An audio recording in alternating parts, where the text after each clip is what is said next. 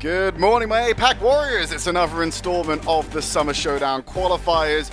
My name's Trid. I'm going to be joining Avril, who's running a bit of gauntlet of talent this week. I think you had, Seth yesterday, me today, and you've probably got someone else tomorrow. God knows where you're going to end up next, apparently.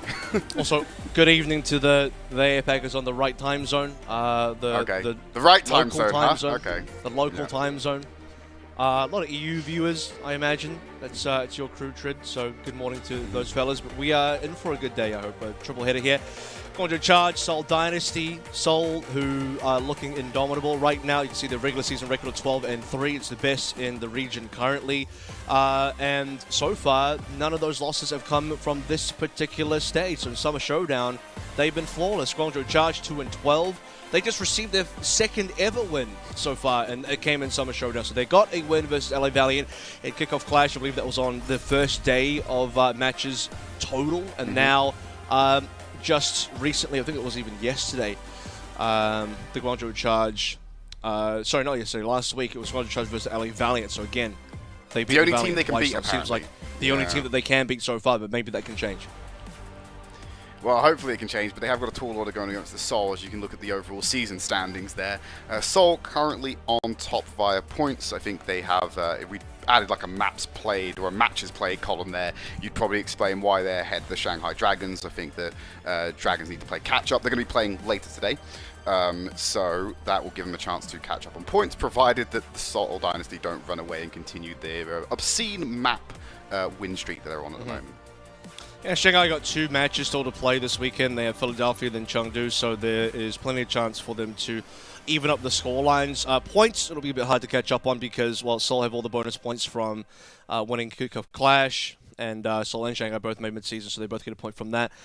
Huge map differential, though, and a lot of that does come from the fact that Shanghai have had way more map 5s, way more closer series with map 4s as well. Seoul, a lot more map 3s, just 3 zeros, generally speaking. A lot of map 3s that end in 3 zeros. And the rest of the pack, all in the middle there, trying to avoid last place, especially those last 2 teams. It's Valiant and Charge kind of in a battle against each other to make the top 6, which guarantees them at least into play-ins.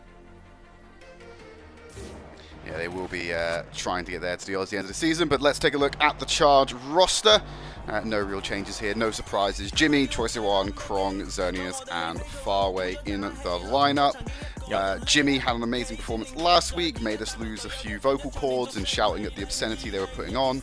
And the rest of the Charge roster, I think they looked a little bit more comfortable in this meta. I think we were going with Avril, but they're still not 100% competing with the upper echelons of what APAC can offer just yet. Which is about to happen now. They're about to compete with the upper echelons, so they have had the extra week to figure it out. It does seem like, the more we have seen them, the more they have improved. And now they have to kind of use every inch of that. The only thing to look back on is the fact that their win was against the Valiant, who do look much improved themselves, who do look like a bit of a force themselves. That being said, Valiant still got 0-3 by Seoul just yesterday. The last map was competitive, Circuit Royale versus Seoul Dynasty, but beyond that, it never really truly felt like it was out of the hands of Seoul to win that series. So, Charge with a lot of work to do, given that the opponents that they beat did get taken down by the Dynasty, who at this stage are on track to probably finish this weekend 12-0 in maps 1 and lost, so nothing lost. They probably can have a 3-0 victory against Guangzhou Charge as well if all things go as predicted, unless the Guangzhou Charge really pull through something special today. And then take a look at the Seoul lineup. Stalker, Fit, Smurf, Prophet, and Vindame lining that one up as well. Yeah, this is a weird thing for me as well, Avril. I disappear, I come back, and Prophet's playing support. I know he's probably done it a couple of times in APAC so far, but for me, it's like that's a new experience seeing Prophet in that position. And he's been doing very well. He's been extremely good on that role. Almost DPS-like in the amount of damage and frags and kill participation that he has on this brig. Obviously, we are aware that the creative Eris trade did happen, so part of me wonders, was it because the creative just wasn't there because they were trading him, or is this something they would have done anyway? In either case, Eris is not going to be playing probably for the rest of the stage, given how good Prophet has been on this hero and on this team. So, as mentioned in the cast with Achilles, there's just no reason to change what's already working for the squad. If you're already on a roll, you're already dominating everyone. Why try and fix what's not broken? So for Seoul Dynasty, I could see them taking this all the way on this lineup alone. If it ain't broke, don't fix it.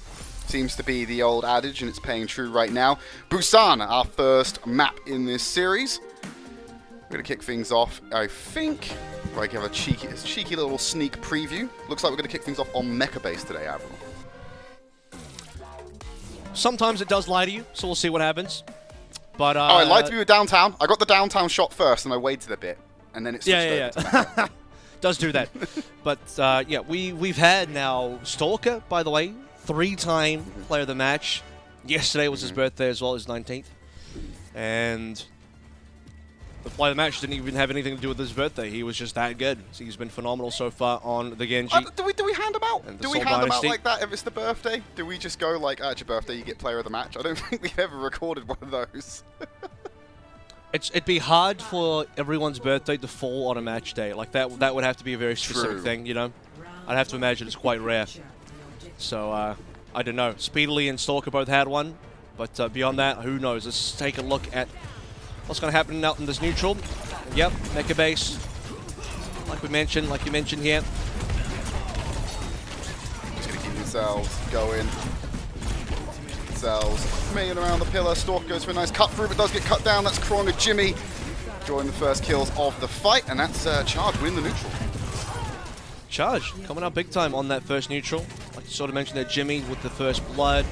Huge snowball coming on through. I don't think they even really lost anyone, so that's a gigantic win for the Charge straight off the bat. It's exactly what they need versus a team like the Seoul Dynasty. Now to hold on to this lead and try and gain some further advantage from that. Fight ends fast enough that no one's really too far ahead. Maybe Xerneas and Faraway support line a little bit further ahead than their counterparts on the Seoul Dynasty. It's a bit unfortunate from Jimmy. Misses the disruptor shot like that, but they'll make do anyway.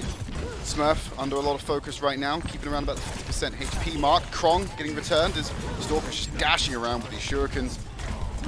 Nice sound wave to deflect.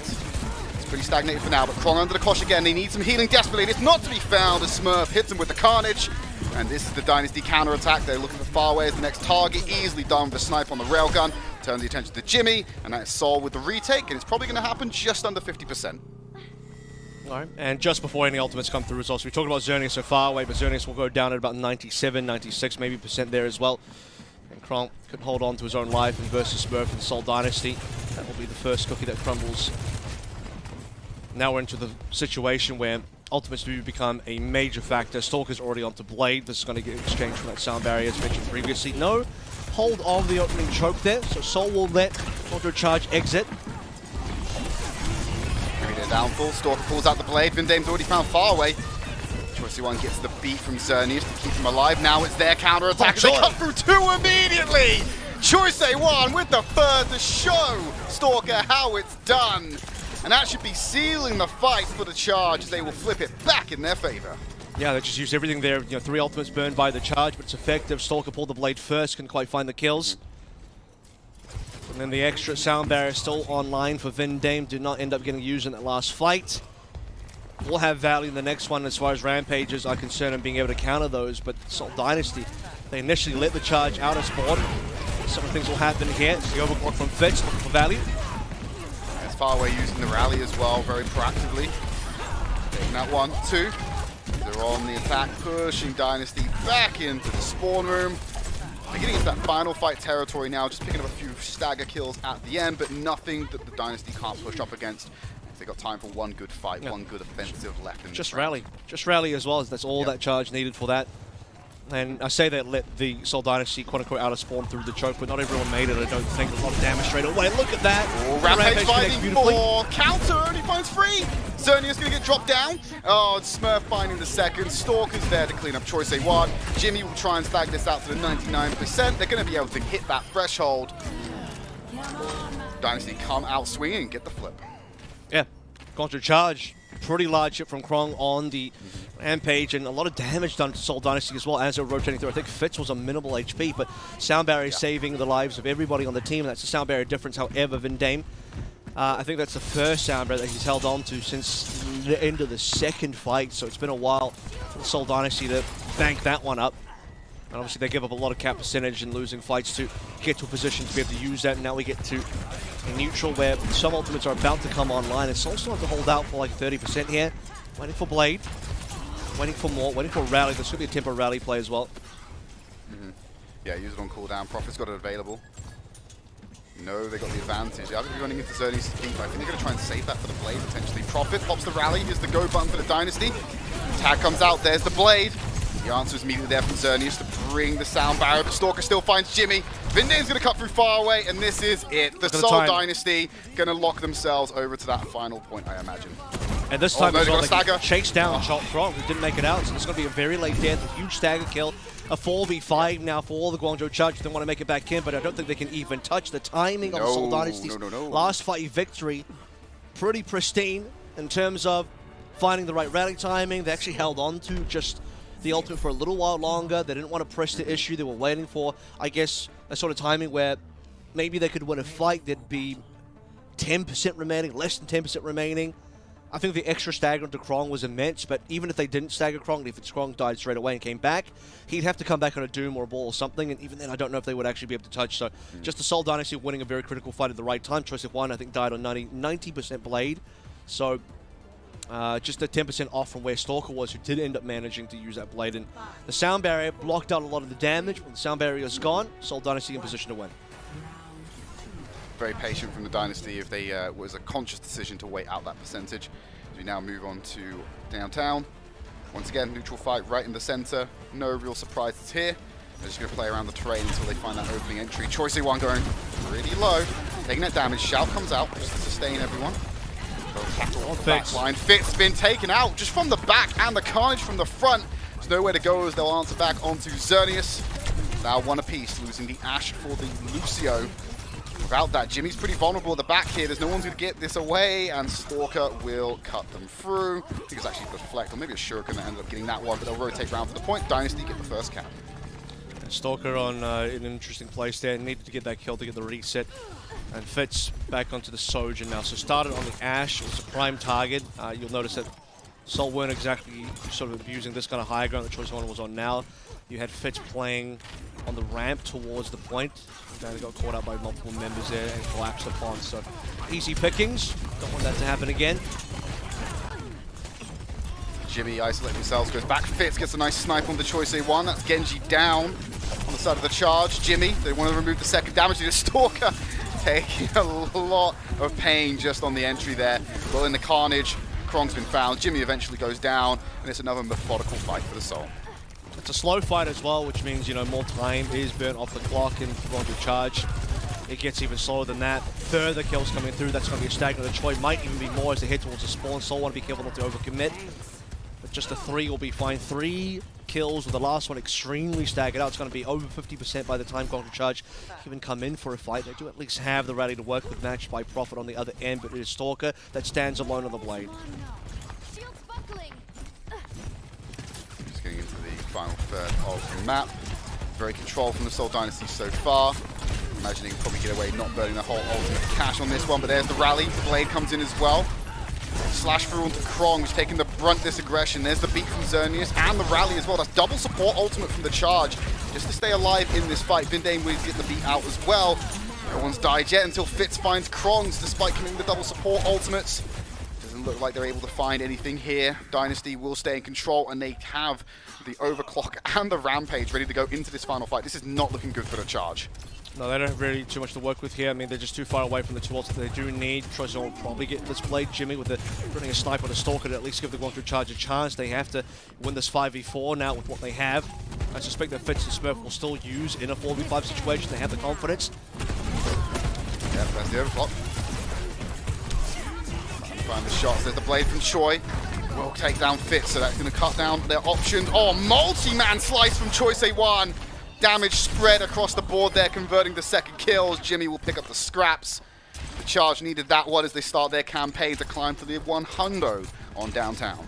You can see that the team of Charge were maybe just a little bit too split for Smurf to consider the rampage. Obviously, we did have Fitz going to the overclock, immediately shut down by Choice of One. He tried to get that headshot on the rail onto Choi mid-blade. It was an easier said than done task. And Choice of One, as you had mentioned, there multi-slashes across the board, and this time it would be Stalker with a deflect on the Jimmy. Jimmy had the first blood last time, not here. Rampage cuts through two for two trade. It's going to have Krong use it back onto the Seoul Dynasty. Carnage cleaves through, but it's Krong who has his dread. Yeah.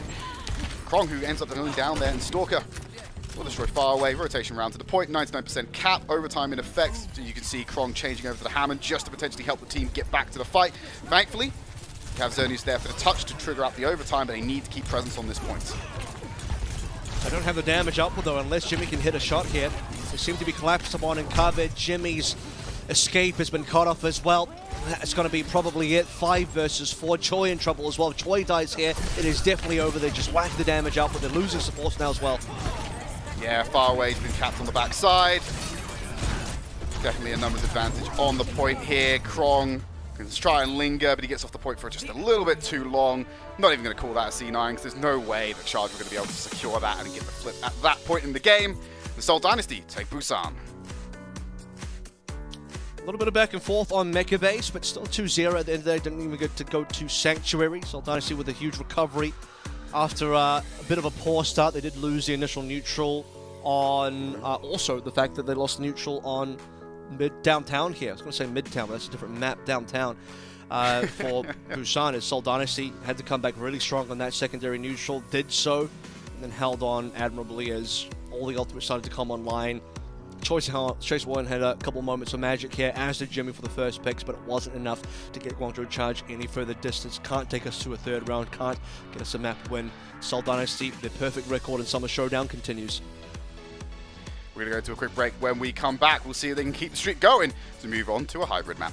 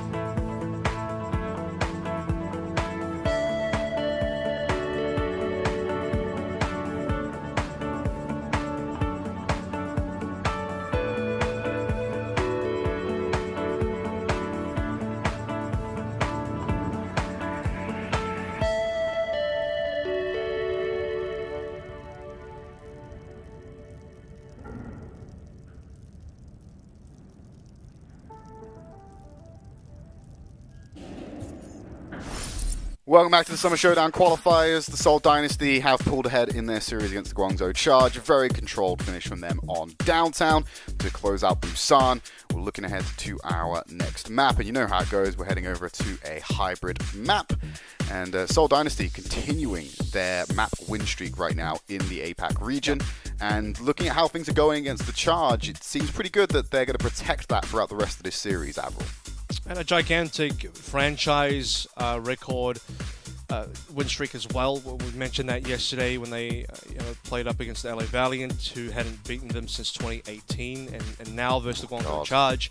The Guangzhou Charge have not beaten the Seoul Dynasty since August the 1st of 2020. That was week 26. So I mean, we all remember fondly the Guangzhou Charge 2020 squad, who actually did win a tournament back then. They had, that was the height of the Guangzhou Charge, and now ever since then the franchise has been trying to reclaim former glory, and not against the Seoul Dynasty, unfortunately, who have a 6-match win streak since that 2020 victory. So it's been some time, very long time, and we had a competitive couple of rounds there on Busan. Not enough to get the Charge, even off the back of Choi Sik-wan, to get them to a third round at least, but maybe Paraiso, our next map on Hybrid, could be the trick.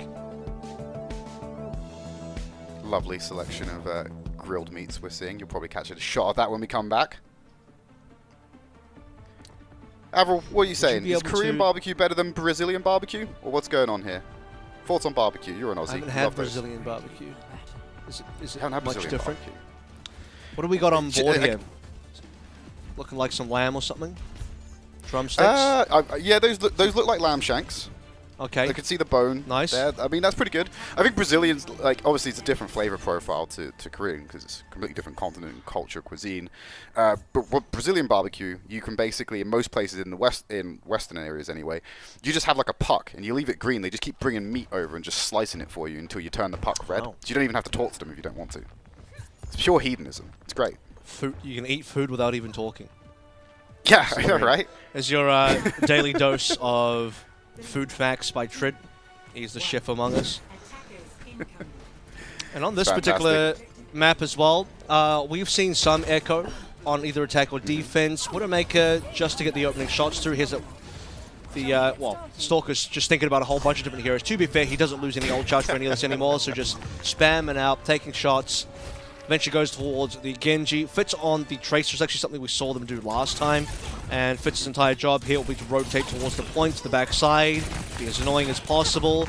Either set up collapse for dives, or in this case rushes with the Junk Queen, or just otherwise pressure out the point and force Guangzhou Charge to turn around for him. And as they do that, they give up control of the initial forward high ground, initial bridges.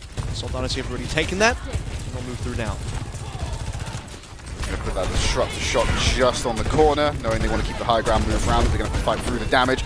Nice pullback there with the Dragon Knife. Deflect will lead the charge, takes the impact of the Smurf as they rotate back round. But as you said, Jimmy's found Fitz. Seoul have lost their distraction, their fly on the backs of the Guangzhou Charge. Stalker will answer back on the Krong now, so it's not gone entirely wrong for them. Great shot there from Smurf. Able to hit the Jagged Knife damage, get that kill confirmed on the far away, and still keep this push alive for the Seoul Dynasty, despite losing Fitz on the entry. That is going to be a huge chunk of cap, probably even point A going over to Dynasty.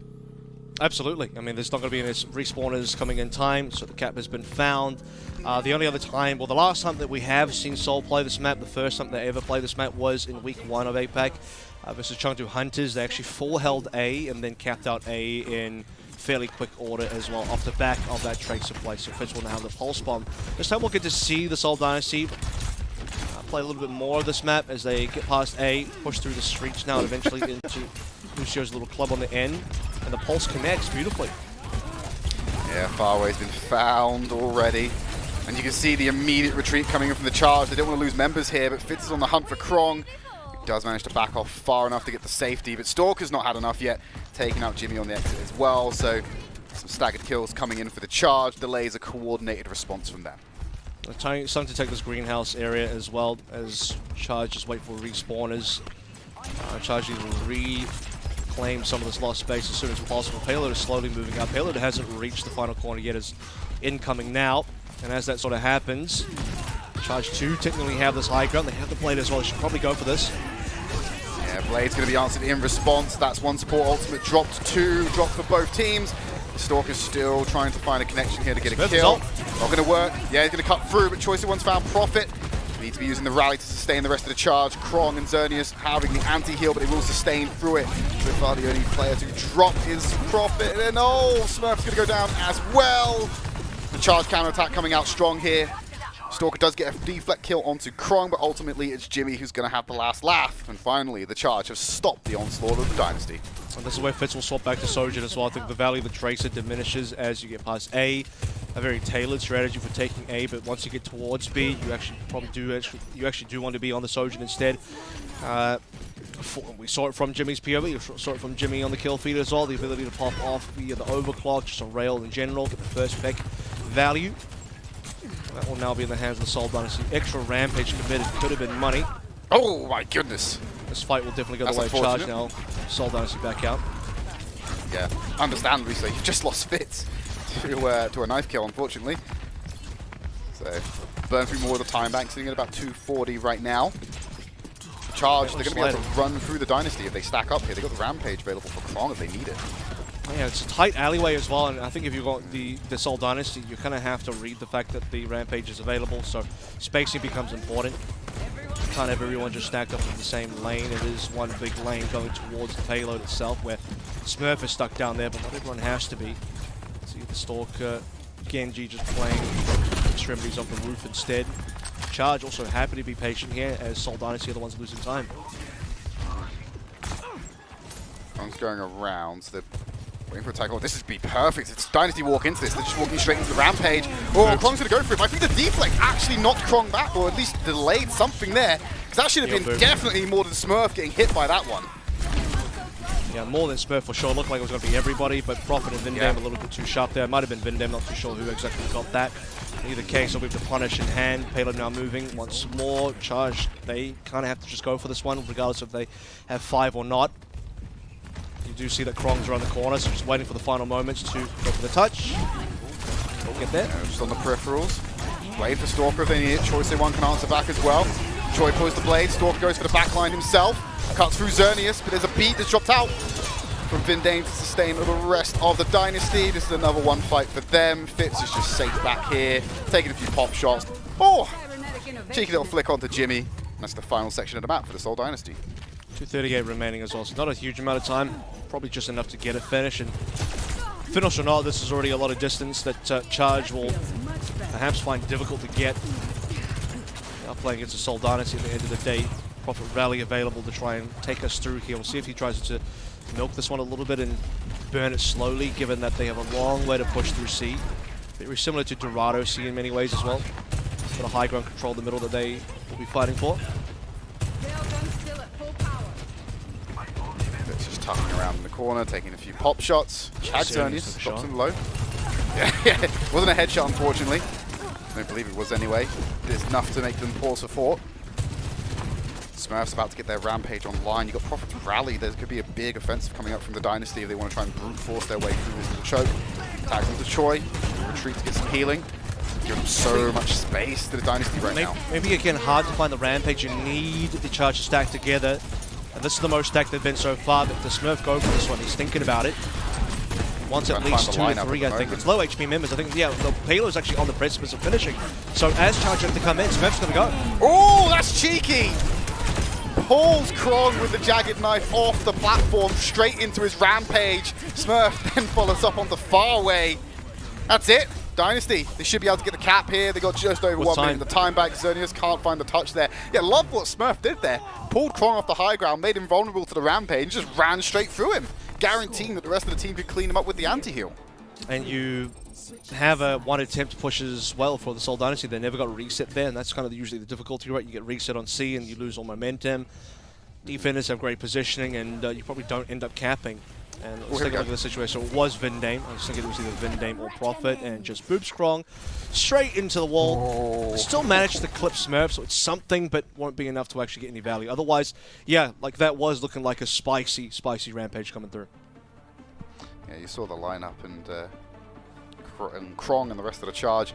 Definitely looking forward to seeing all those purple health bars, but we're unable to follow through with it. Dynasty will now go on the defense, and Stalker taking the first defense on this Echo, so no indecision from them this time. Your father has my blueprints. Why don't you see for yourself? Can be risky, given that you know, players like Jimmy can just start out on a Widowmaker.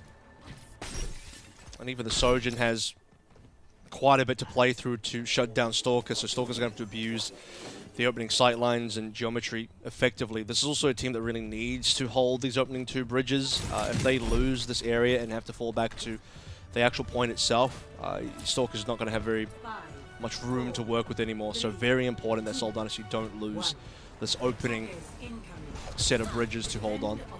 And we'll see how Charge responds. This is what does Jimmy change something. Choi could also opt to go to his own Echo if he doesn't feel comfortable with this matchup. That feels much better. I'll be walking out now, just trading shots back and forth. Fitz pulling Jimmy ahead eats a so rail. far on the ult charge.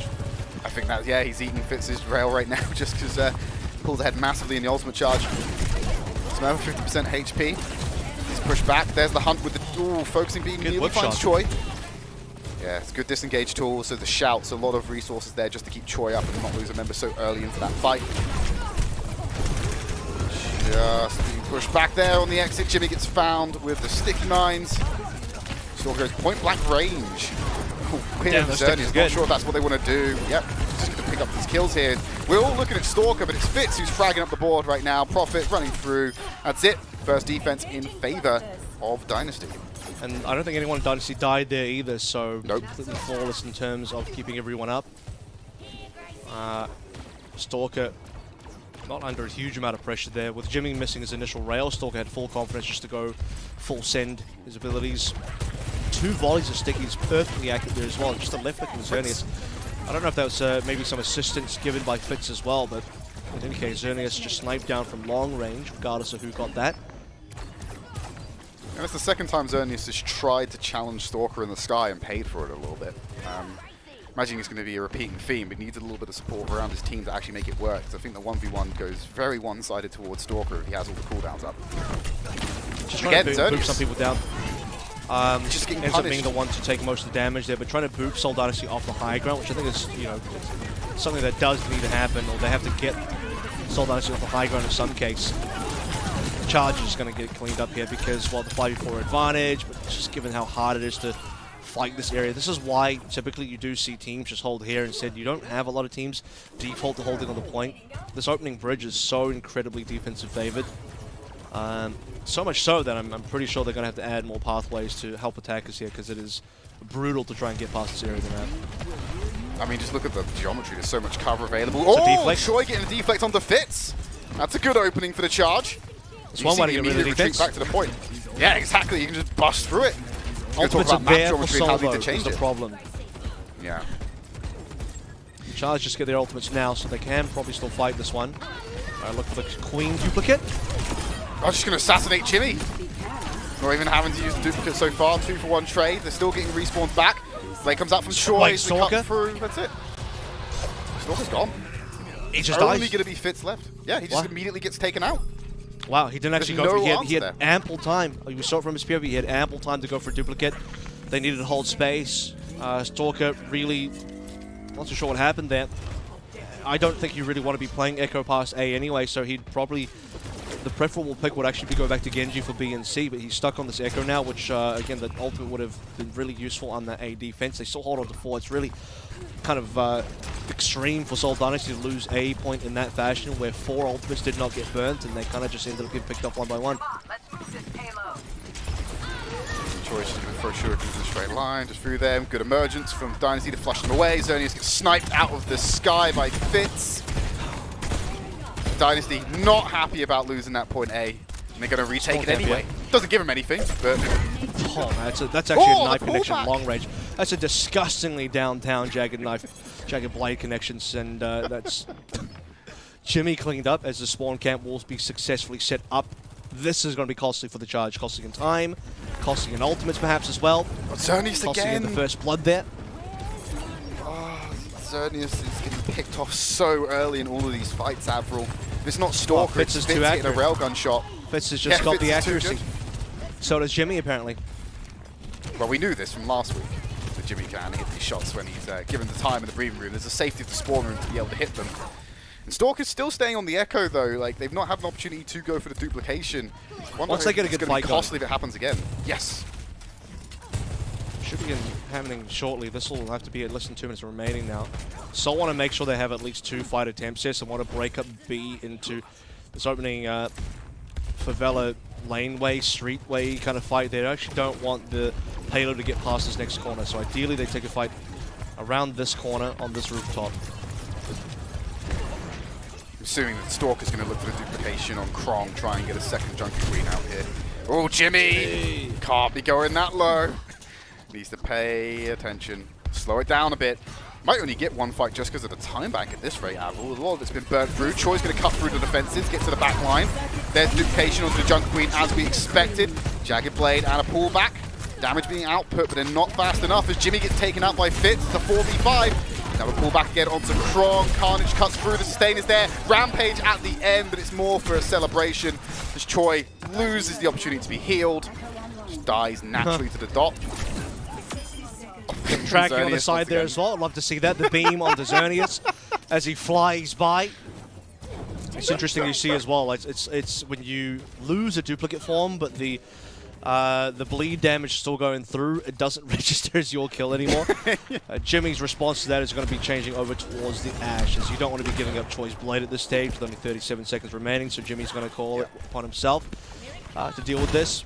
I don't, again, Stalker doesn't die there. If he does die, he probably swaps to Genji, but at this stage, he's making this Echo work, and Charge are running out of options here as well, so they're feeling pressured by that. They have a lot to use here. Choi, the long-range kill to Fitz, so Fitz has been getting first blood. Choi responds. Absolutely, Choi cuts to the back line. Don't think he needed the blade to take out Profit. He already had him low enough. Dashing forward, there's the second cut down. Choi finds a third. He did most of the work before they even pulled the blade out there, Avril. They're onto the home stretch. And Jimmy's sad now because he swapped to Ashe to deal with Stalker. And like I said, Stalker's just going to go Genji anyway. And Choi wins the entire fight for them, and he's going to have to reset a little bit of the ult charge. I don't know. This is going to be a bit of a retake attempt. It will be an OT retake attempt with ultimates being played in. Yeah, Krong attempts to then go through, cut down. What? Dynasty were right there. Yeah, you had 2 on the anti-heal, but 2 getting cut through there. They managed to get the cap as well. But also not there. Ah. And now Jimmy gets a little bit of quantum mechanics as they emerge back onto the point. Rally in tow for Profit. Just forcing the charge back once more. And it's familiar to what happened on point B. They lose the point and then they go, okay, we're going to retake and we're going to over push against the payload and force you back. It's a very existential retake there. It was like, were there? Were we really there? The touch didn't happen, so I don't think you were really there.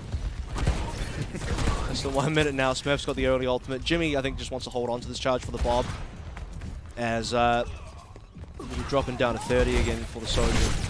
They have very minimal time to work with, so I suppose you're not going to build a new ultimate. Reasonable to just hold on.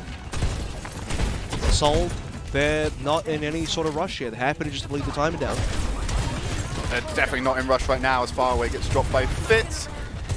Bit of a first blood king in this map, Avril, if I do say so myself. Just constantly whipping out with these early frags, and it has really stunted the time bank of charge to the point where they're on 10 seconds remaining and they have to sprint out the spawn room to get a touch on that payload to even keep this alive. Here we go, OT committed. Still a Blade and a Rampage. We do plenty of work here. Jimmy had almost an ultimate there, but he gets taken down by Fitz. Talk about first blood. Fitz will do it again. Yeah, the First Blood King winning the fight before it even starts. Another cut through here. It's all decorative ultimate usage from the Dynasty. They'll close out map number 2 and go to series points. Yeah, the Bob can't even touch either. Prophet will send himself into the mix here. Shield bash versus the Bob. The Bob gets sent to the ground. And it would have been just cosmic anyway through the last usage there from Jimmy. Just the kill from Fitz completely denies any shot for Guangzhou Charge to get that final touch. And I sort of felt like Charge was going to struggle to get to even be able to fight on C. But they kind of snuck the beat cap under the noses of Seoul Dynasty, and Seoul were like, well, we're going to pretend that didn't happen and just hold you in spawn. The map streak continues for the Seoul Dynasty. They are at series point. We're going to go to a break. When we come back, we have an escort map waiting for you.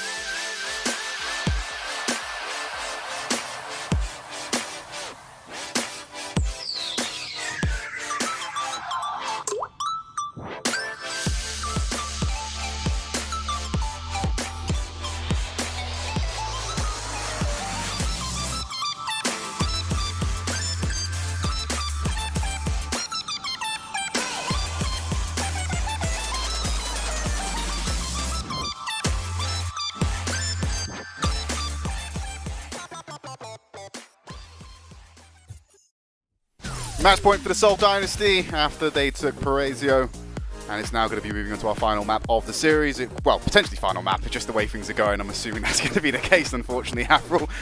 Dorado may be our final destination on this charge, have a miraculous turnaround this series. Fitz just on a mad one, Smurf as well this series so far.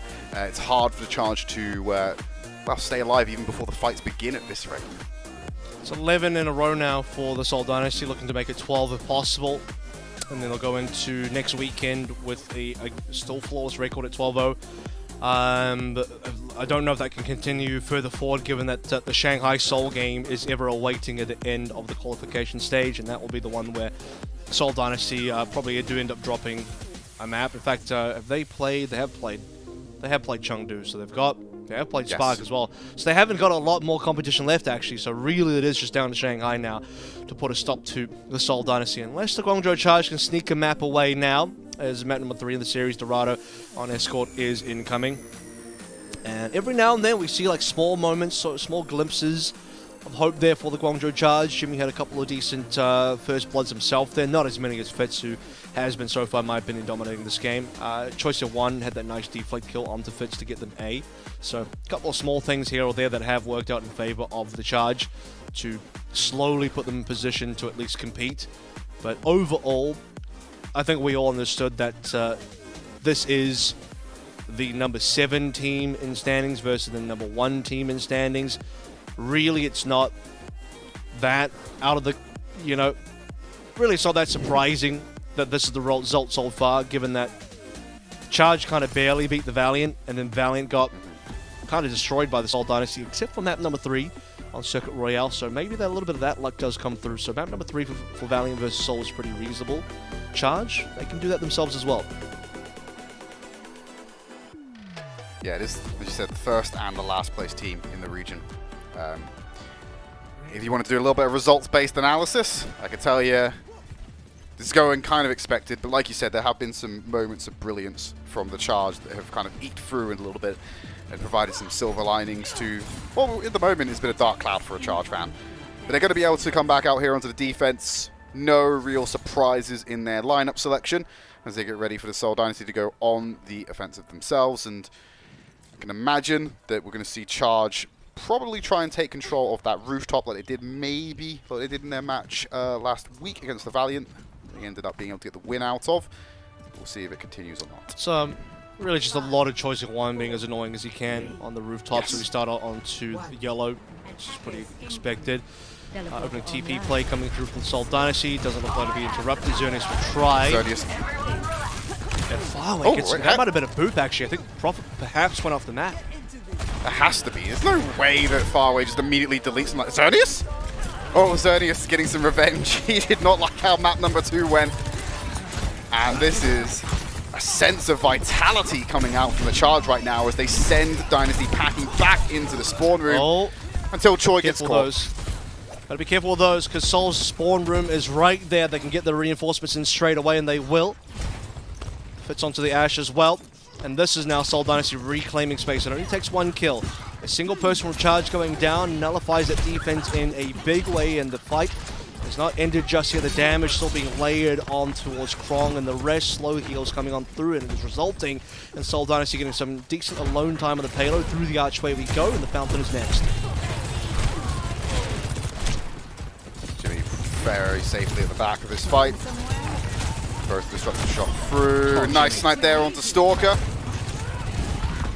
Is Jimmy? Wow. Is Jimmy tapping into the power they had last week as they wow. find Pin Dave? Is Jimmy back? One more. Go on, Jimmy. Give us it on the exit. He's never left. He was here the whole time. Jimmy put into a position to succeed. 2 kills in a row, including a first blood. Choi to clean up Fitz as well. And Guangzhou Charge strike back in a much needed way to retain this 8-point defense, and they're actually going to hold somewhat reasonably close as well, taking the initial defender's blue high ground with Choi still playing around the rooftops. Seoul Dynasty, they may have pushed the payload into a good positioning, but they need to reclaim space. Is Fitz going for a long flank, or is he just taking the high? Okay, he is just taking this. He's taking the high ground, but you're right. They were potentially susceptible to a back cap there. You probably coach gun over the wall and get the back cap if they were playing far enough forward. But I was thinking more just the angle. I think Ash going for the back cap is a little too much. But I've seen weirder things. Just Choi and Stalker will be traded out here. Dynamite over the top. There's some dot damage applied over to Xerneas, I believe. The rally from far away is reinvigorating the fight for the Charge. Jimmy finds Prophet again. And now he can just left click his way through the entire team. And solid defense so far from the Charge. They're on the cusp of breaking this map streak, Avril. it's a staggered kill there as well. It depends if they can hold Aeon on. If they can realistically get the full hold here, I have faith that maybe Charge can do it. Certainly that'll be the best shot that anyone has had in this entire Summer Showdown to stop the Seoul Dynasty. Easier said than done, though. This is where the ultimates will make a big deal. It'll be 4 ultimates to nearly 5 on the Seoul Dynasty in a short minute as Stalker and Smurf collect their last couple of percentage points. Rally, shout used. There's the blade from Choice A1. Vindane's locked in the corner, holding onto the beat, will not commit it. Would have only been a solo beat because they were so isolated in that fight. Oh, he dashes away! The Bob! Didn't have enough time to be able to get that kill confirmed. Choi able to get the safety. There's the Rampage cutting through 2 members. Blade now comes out from Stalker. Pushed back as he's then taken out by Jimmy. The overclock as Jimmy finds a second! Putting the team on the back for the time being, but Profit and Smurf have dealt enough damage to get those kills. Fitz walks forward. It was such a commending effort from Jimmy, who goes down fighting. But there will be a time back extension for the Seoul Dynasty. They got 3 minutes to play with on point B.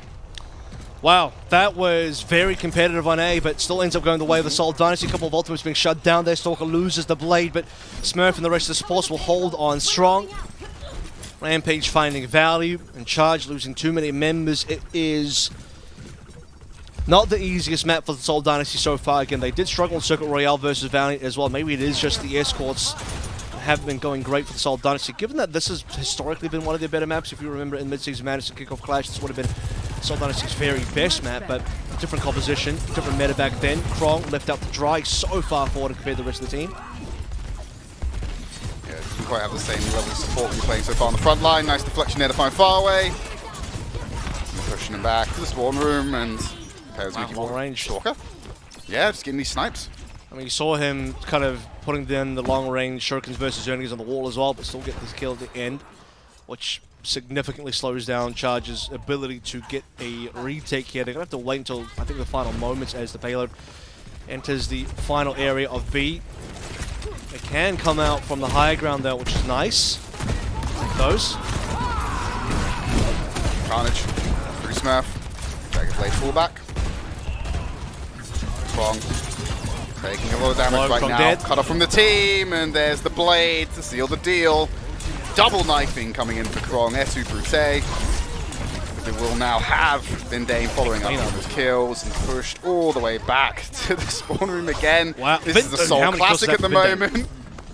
Yeah, Vindane's just playing finisher duty though. Like he's just playing the cleanup. He's getting the final blows there. He's getting the last hits, as they say as well. So, Man of the Lucio popping up on the kill feed just a little bit there as we have the payload now steadily going on through. At this point, I don't know if Seoul Dynasty even really need to finish the map, but we're back in sort of the same conversation as Paraiso, where it's like, well, you're already there, you have the time, and Seoul probably end up winning this series, winning up this map as well, 3-0 if they indeed do get this cap. Right at the back, struck immediately to Krong. There's the beat, Rally and topped up as well. Krong took so many slashes before they went down. This goes from Krong straight onto, no, was it Jimmy, I believe, on the high ground, and continuing through. Sound barrier still up. Ran out of stamina though, that's the thing. A lot of tools here for the Dynasty. It's really going to be tough for the charge, like you said. Jimmy? Oh no, he found Stalker. The beat won't save that. Hopefully it gives you enough HP to make up for the fact you're playing with 4 members. Jimmy's got the overclock in the corner. Choi pulls the blade as well. That's both damage ultimates thrown into the mix just to stay alive. They do keep the Dynasty away from finishing. A couple of meters, actually, just from the point of losing that map. 1 minute 30 left on the clock. There's a couple more attempts. To me, that just comes through from Jimmy getting the initial headshot kill into Slaughter, right? And then beyond that, you have Seoul Dynasty thinking, are we trying to stay into this one? What's going on? Yes, Smurf is wondering if we should use the Rampage or not. They are looking at the time, and time would say that they still have another good fight or so in there. Definitely one more quick reset if need be. I think the 4v5 could have been winnable with the Rampage being flown in, but what we say for here is Krong will also get... No, Krong won't. Krong will just die on 97. Krong won't do anything, actually. Krong will go back to the spawn room. Rampage finds the back line of the charge. Stalker's already there to start converting these into kills. What a dominant closure to this series, or this map. We now switch sides and let the charge go on the offensive. There's still time on the board as well, so it looked competitive on A, and it was, but the Seoul Dynasty sped through B in record time. I don't think they lost a single fight there. They weren't slowed down at all. Payload seemed to have been moving freely the entire way through B. A couple of really important frags from the Seoul Dynasty, resetting the Guangzhou charge, killing Krong while he was a little far forward compared to the rest of the team, and then they just move forward into the Guangzhou charge, almost spawn location. 2 more frags there for the extra time bought. Seoul Dynasty just winning a very easy fight when Guangzhou Charge go for the retake anyway. They're the Bob available. C losing 1, but ultimately still able to make a big comeback. Smurf Rampage. catches the entire back line of Xerneas and Farway. Krong losing out in the neutral. I think Krong just dies again on 97, which is kind of brutal because that would have been a decent comeback tool to fight in that last engagement. Well, you'll take the silver linings for Charge, given that they made things look a bit better and Jimmy is still performing quite well. Now they need to do a whole lot more to try and finish this map. Now, Charge, they'll get a choice to be able to do what they want to on the offense, but going to have the commit here from Fitz onto the Ashe already. We've seen Bob have okay impact, but it's really like a subtle end game. You got the burst and you got the damage over time from the Dynamite, so there's a few options here to play with the Ashe pickup.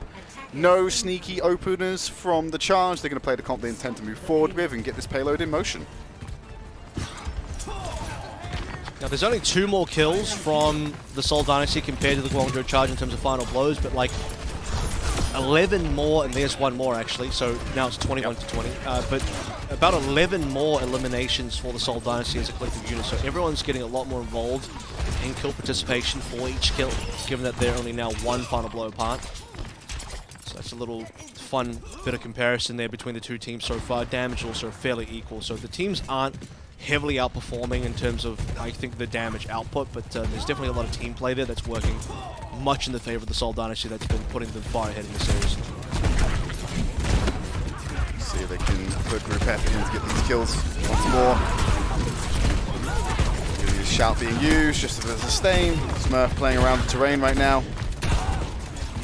Krong going below 50, but he's got the supports there at the moment to get him topped back up. Stalker onto the back line. There's the cut through. Krong could not be sustained in the end.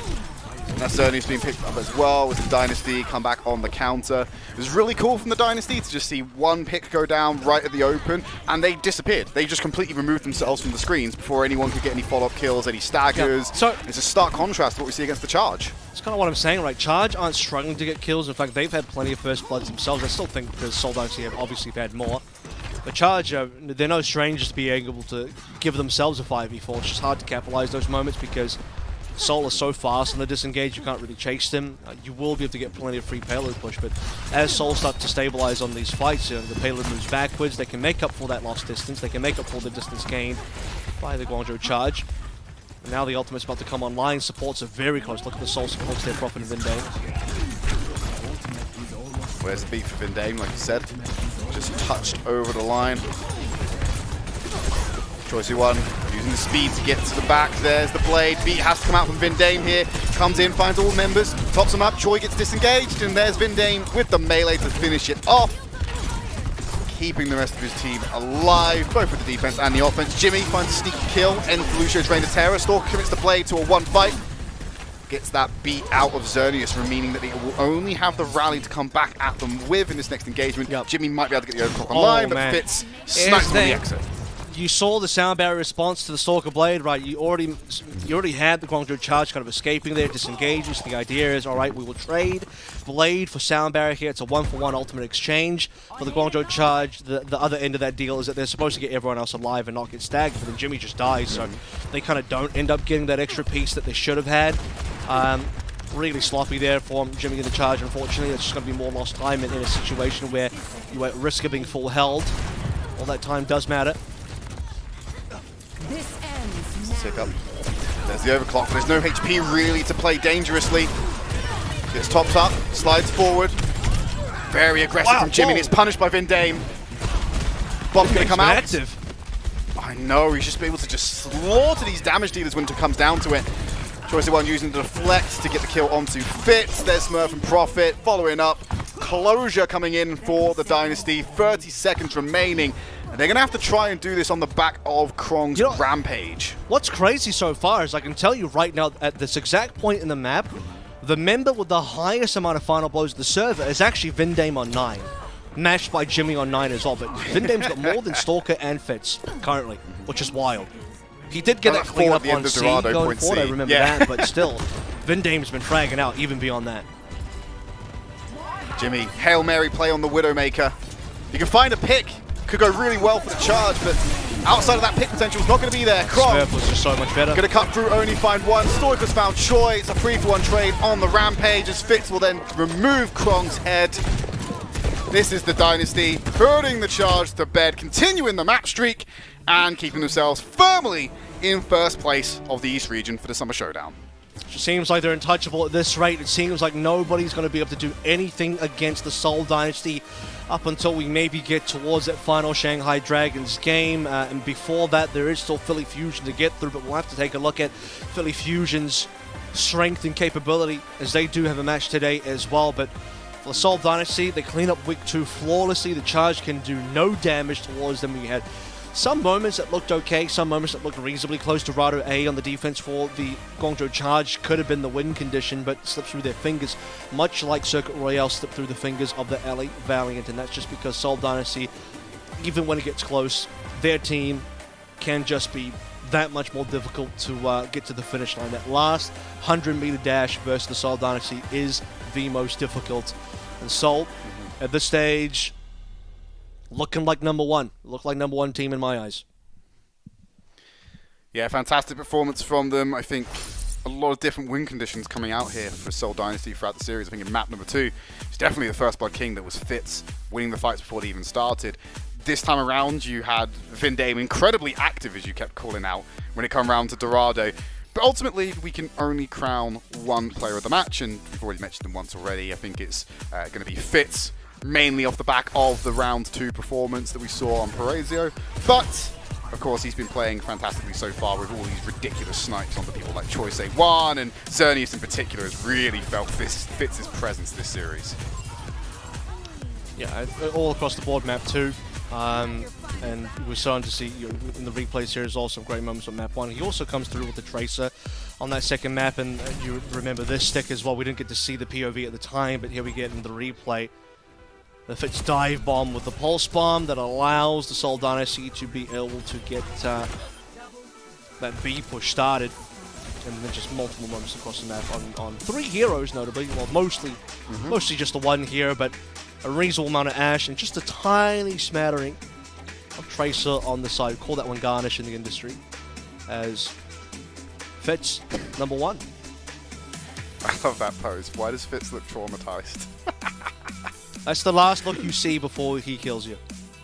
That's even more traumatizing. Just see him is. flexing on you, staring at you mercifully. Look at that damage output, incredible. Like I said, final blows probably, you can check the stats on this one, Avril probably has the most across the series, I imagine, but was getting capped a little bit by Vindame when I think Stalker still had more final blows, as the Genji just pops off really hard, but I think impact-wise, today we can firmly say that a lot of the fights really at a macro level went the way of the Seoul Dynasty purely through first pick potential. We don't have stats for First Blood, I wish we did, but I would imagine Fitz was definitely way ahead of the pack on First Blood today. I think Jimmy was also in that conversation. You'll see that stat's only just for Sojin, by the way. It seems like, well, 14,000 damage over 3 maps is probably not a lot, but when you consider he played 2 other heroes and a reasonable amount of Ash in that and a tiny little bit of Tracer, yeah, he's definitely shared the statistics across the board, but great performance by Fitz today, and again, Seoul still looking like the top dogs of the entire region. Still on top, we're going to go to a break. When we come back, we're going to take a look at some of the highlights across the entire series. Don't go anywhere. The Overwatch League is brought to you by Upper Deck, the official trading card of the Overwatch League. And by TeamSpeak, the official voice supplier of the Overwatch League.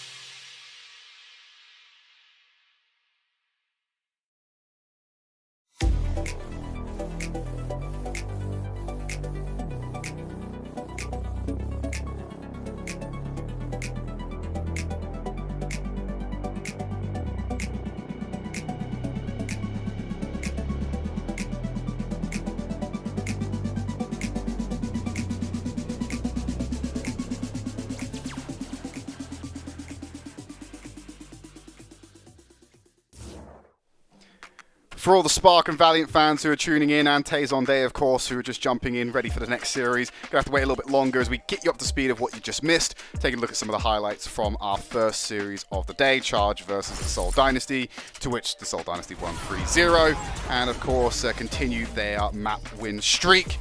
Started all off on Busan, where actually looked quite competitive, I would say, Avril. Ultimately, Seoul Somewhat coming out with the win on that map, but it's a little bit stronger than their performance on map number 2, I'd say. You did see Charge lead on percentage points a little bit, and you can see them leading here, 99 to 40. Downtown, not so much, but they actually got the first neutral. We actually didn't get to see that Stalker deflect live either, so that was pretty cool. And also this pulse bomb stick from Fitz, but this is probably one of the most predictable results that we could have really looked at this entire weekend. I don't think it's wild to consider that. Seoul Dynasty probably always were going to 3-0 the Charge, given the discrepancy in how far it is between the two teams on the standings. But standings aside, even just where you would power rank the teams, Seoul is right at the tippy top in Guangzhou. So still, unfortunately, somewhere near the bottom. They are improving as a team to look even somewhat competitive, even across different fights where players are. And there you go. There was a boop. So, It had to have been. I felt like it was a boop, and that was a boop. Yeah. But we don't get a boop kill feed indicator anymore, so you have to do a lot of guesswork now. Hopefully we get that back at some point. And here's the Vindame 4K coming through as well. So Vindame had a huge match, actually. Like, even when you consider that, like, yeah, he was cleaning up there, he still had a humongous boop onto Krong, on Baroizo. Then he had some ultimate shutdown kills as well on Dorado. If there was another player that would have really wanted to give play the match to, it probably would have been Vindame, just because of how sick some of those individual moments really were. But Fitz's impact was just so well felt today. Basically what I'm saying is, like, I don't think you can be too upset if you're the Charge. This is like what happens when, I don't know, when New York got 0-3 by the Shock to give Shock their 20th match record victory in franchise history, longest now in the Overwatch League. I don't think anyone from the New York side of things could be too upset about that. It's like, yeah, you are unfortunately one of the lowest teams playing against maybe the best team even. Certainly in NA, the best team, and it's like, well, what else can really happen here? You'd be happy to at least look competitive in some fights. Same thing applies here. Your Guangzhou versus Seoul.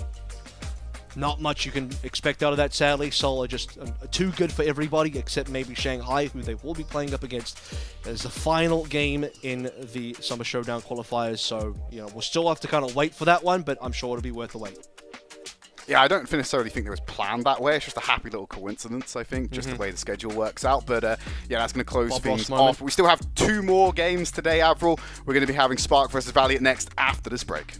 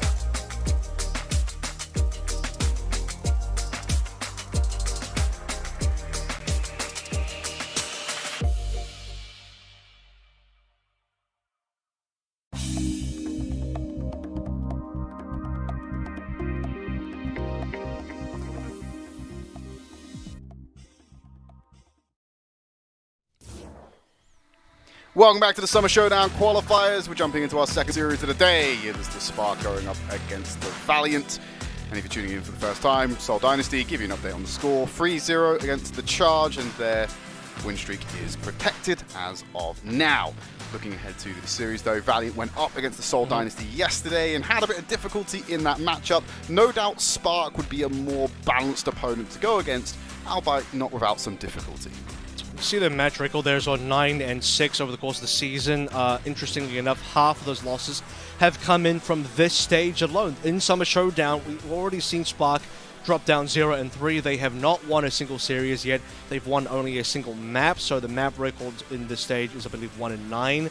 That was the one map they got versus Chengdu the other day, and since then, you know, still awaiting their first ever actual win in this sort of stage. So they've got 50% of the losses just over the past 2 weeks. It's really unfortunate. Valiant as well, they got the 3 wins, but still looking for number 4. They got most of their wins, I think, last stage.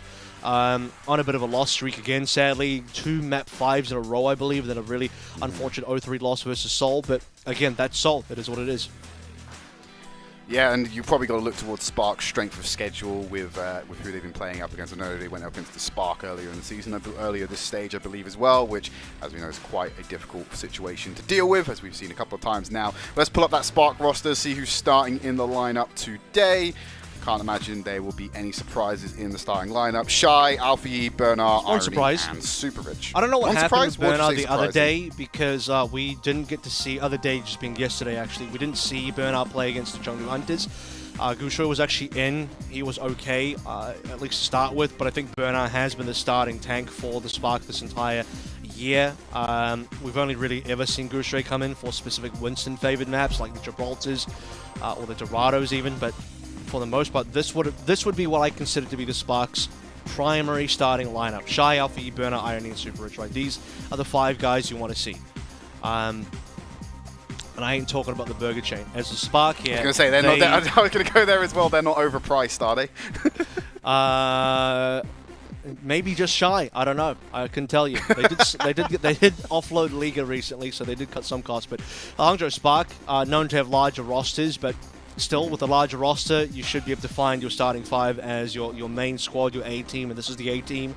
It's been a rough stage so far for the Hangzhou Spark, given that they are at least number 3 in the region, but they haven't felt like they're number 3 in the region so far in the Summer Showdown, and that's got to change soon. Their opponents, the LA Valiant now, where themselves currently 0-3, but they've at least got 4 maps. I mean, their map record is 4-9 instead of 1-9.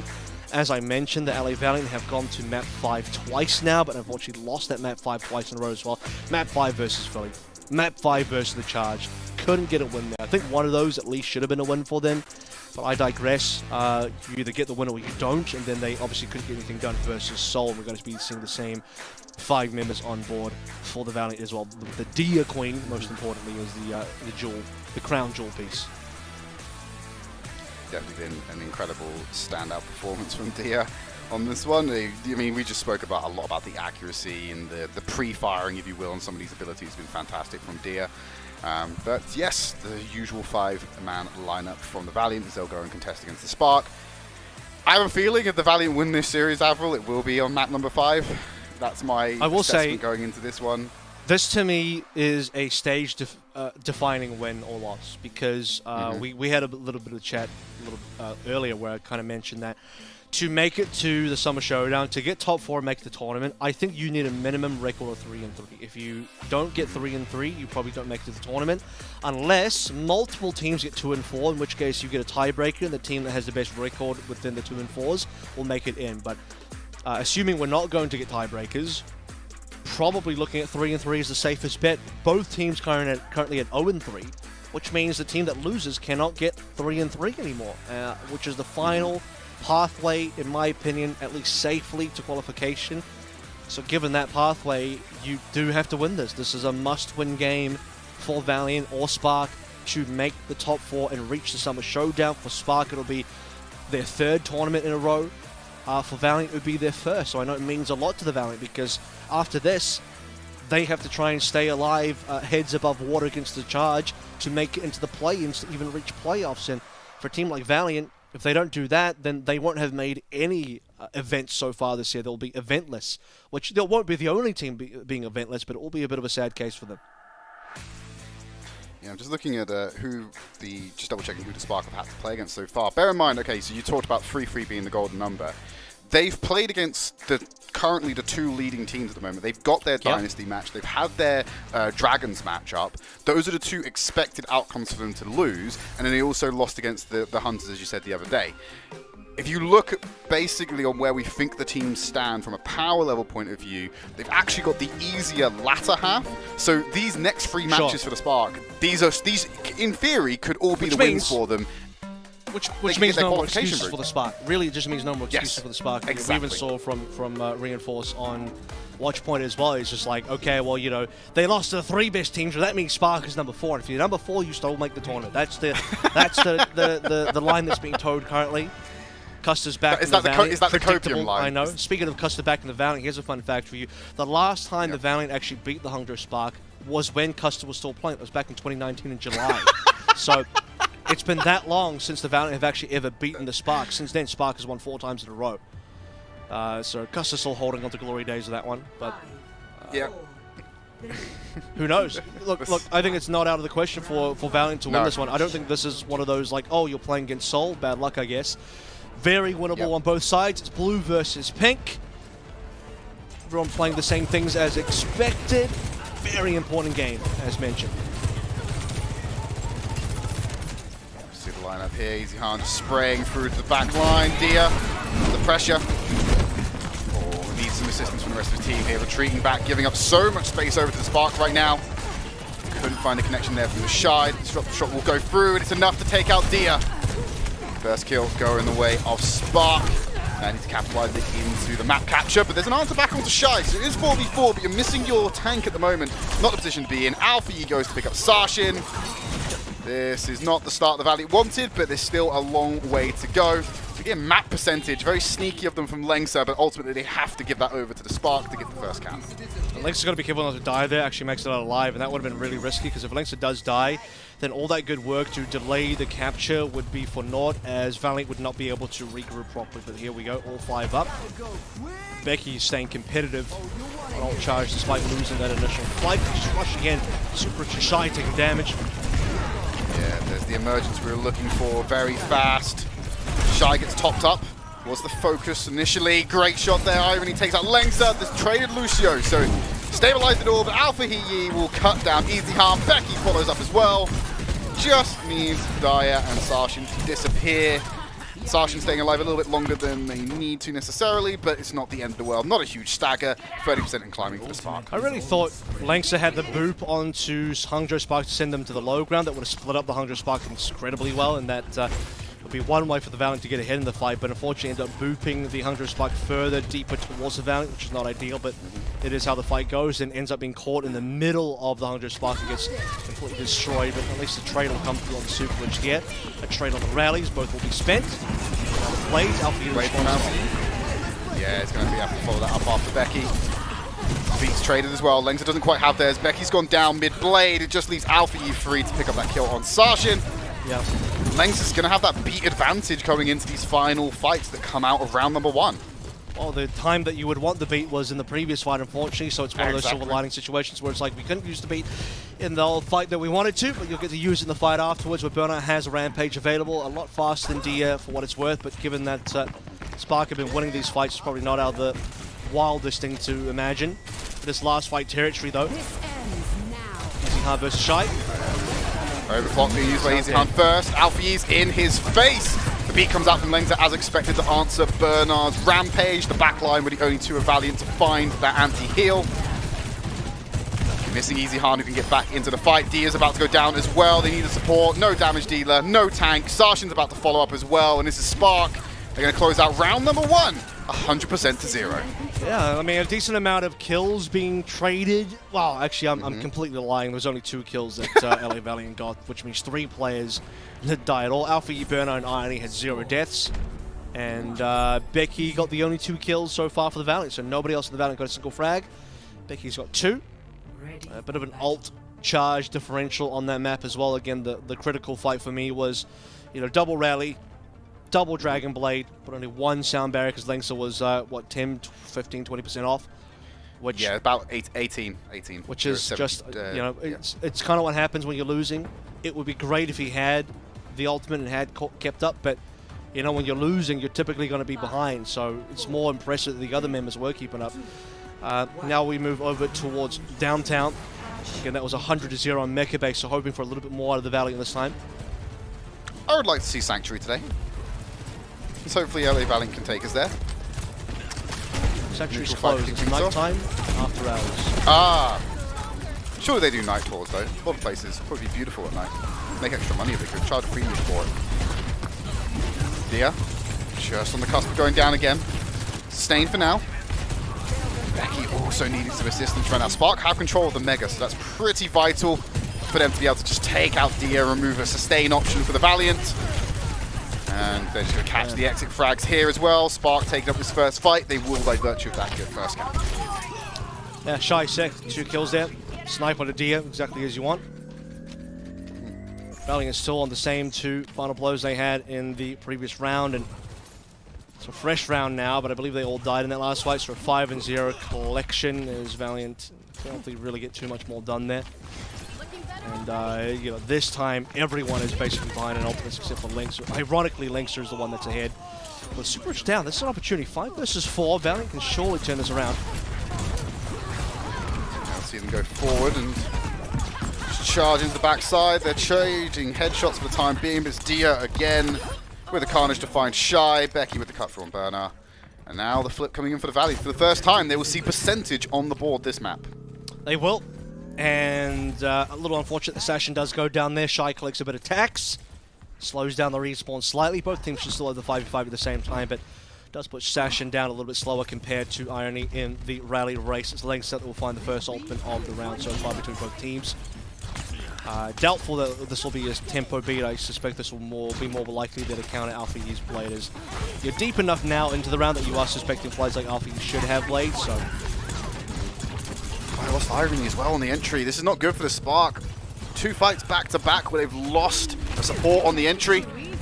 They've not been able to reclaim the effort. Get the flip though, because the fight's happening off point. EasyHan and Dia picking up 2 kills, but it's not a fight win for the Spark just yet. Alpha will try and get out, but nope. Cut down before they drop, and the flip comes back. So nice stall tactics on the percentage, but will cost them their life. You do steal the cap away, but it does kind of translate into, it doesn't exactly equal out mathematically, but because Alpha Yi takes his, you know, feeds his own life away for that, Valiant kind of earn a little bit of free percentage while Spark have to reset. Make up slightly for that. Sashin using the rally, Irony's going to use that as well. Beat comes up for Super, it's just in the nick of time. Becky will have some support as well to stay up. Alpha Yi's blade this time around has the overlap in their favor. Rampage was big from Bernard to shut down the support onto Dia, meaning Alpha Yi can just do whatever the hell he wants to that tank. Couple of answers back from the Valiant, but it's not enough to stem the bleeding. They're suffering already. Tell you what, one more might do the trick. Lengsa finding Super Rich. They migrate back to the point, potentially stalling this one out. Flip comes in. It's going to be about 80% on the board for the Valiant. And Lengsa gets away as well, so now you can speed boost the rest of the Valiant in. Look at that. So as soon as the cap comes through, Valiant here to respond. They can't quite touch in time. I think it probably would have been difficult to touch in time anyway. Dia has the extra rally advantage, but Rampage advantage rather, but with Lengsa down, can you go for this 5v4? He's going to try. Attempt for it. Rampage committed. It's now a 3v5. And it's just all going wrong. I'd like the attempt from the Valiant, but maybe should have been more conservative with that ultimate. And the one play that did get hit by the Rampage doesn't go down, so that's one major tool off the board now. I don't really suspect that we'll see another Rampage from either team for the rest of this round now as we head into the 70s and perhaps the 80s in just a few seconds here. LA Valley have made this one a lot more competitive, but the Spark that's about to equalize, overtake, they've done that now. And Alpha Yi is about to lead, getting the last ultimate, the first of the last round of ultimates, I should probably say. With Alpha Yi down, that's an opportunity to find the critical kill. Yeah, that's the accuracy we were talking